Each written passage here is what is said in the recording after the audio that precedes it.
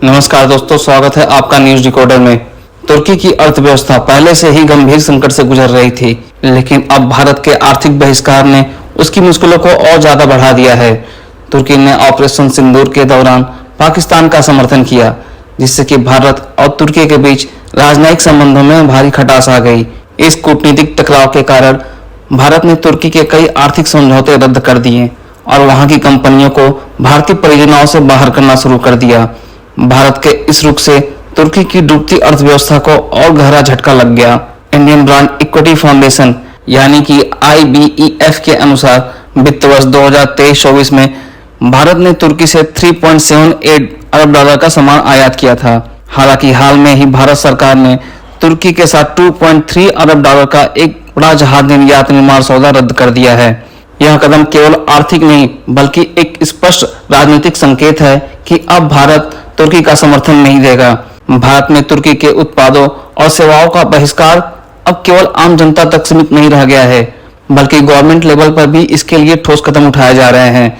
भारत के एयरपोर्ट पर काम कर रही तुर्की की कंपनी सेल्वी एविएशन को हटाने की योजना पर विचार किया जा रहा है।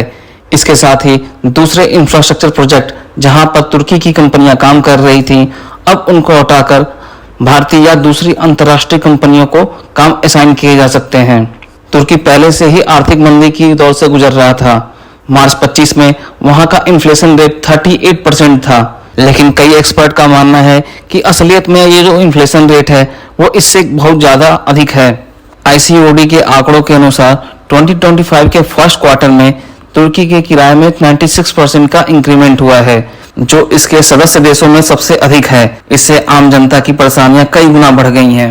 तुर्की के राष्ट्रपति रजब तय्यप एर्दोगान की आर्थिक नीतियों को इस संकट का कारण माना जा रहा है।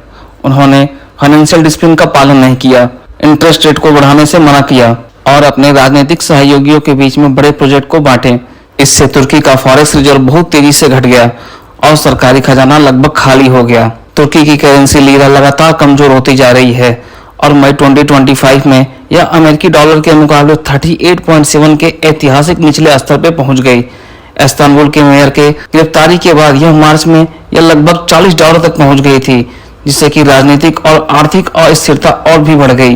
राजनीतिक अस्थिरता और निवेशकों के भरोसे के कारण मूडीज, S&P एंड फिच जैसी क्रेडिट एजेंसियों ने तुर्की की रेटिंग को जंग स्टेट के करीब पहुंचा दिया है। इस गिरती साख का असर यह हुआ कि वैश्विक निवेश अब तुर्की में निवेश करने से कतराने लगे हैं। विदेशी निवेश में काफी कमी आई है और बड़ी वैश्विक कंपनियां तुर्की के बाजार से दूर होती जा रही हैं।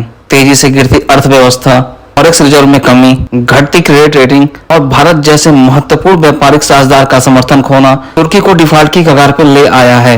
यदि तुर्की की सरकार अपनी विदेश नीति और आर्थिक रणनीति पर पुनर्विचार नहीं करती तो निकट भविष्य में तुर्की को अपने आर्थिक दिवालियापन की घोषणा करनी पड़ सकती है। भारत के आर्थिक बहिष्कार और पाकिस्तान के प्रति तुर्की का झुकाव ने मिलकर तुर्की को कूटनीति और आर्थिक दलदल में ढकेल दिया है। एर्दोगान की आक्रामक और असंतुलित नीतियों ने आग में घी डालने का काम किया है। जब तक अंकारा अपनी रणनीतियों पर बदलाव नहीं करता, भारत जैसे वैश्विक उभरते साझेदार को खोना तुर्की को भारी कीमत चुकाने पर मजबूर कर सकता है। तुर्की के आम नागरिकों के लिए यह समय बेहद कठिन साबित हो सकता है, जब भोजन, ईंधन और आवास जैसी बुनियादी सुविधाएं भी आम आदमी की पहुंच से बाहर होती जा रही हैं।